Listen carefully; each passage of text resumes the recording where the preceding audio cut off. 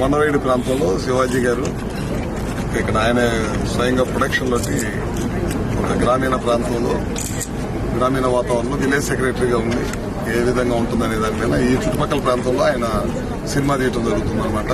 ఆయనే ప్రొడక్షన్ ఆయనే హీరోగా చేస్తున్నారు.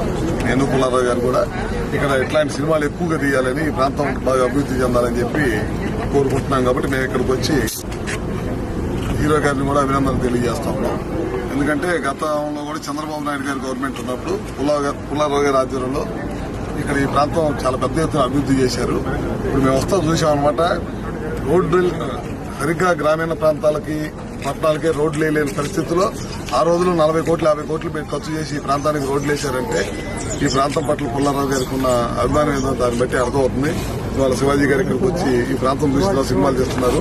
మేము కూడా హైదరాబాద్ లో ఉన్న చాలా మంది స్నేహితులకు కూడా చెప్పి ఈ ప్రాంతం డెవలప్మెంట్ కోసం ఈ ప్రాంతంలో సినిమా రంగం డెవలప్ చేయాలనే ఉద్దేశంతో మిగతా వాళ్ళందరినీ కూడా ఇక్కడ ఆహ్వానిస్తాం. అవసరమైతే ఒకసారి నేను పుల్లారావు గారు సీఎం గారి దృష్టికి తీసుకెళ్లి టూరిజం డెవలప్మెంట్ మినిస్టర్ కూడా తీసుకొచ్చి ఇంకా పెద్ద ఎత్తున ఈ ప్రాంతం డెవలప్ చేయడం కోసం కృషి చేస్తాం.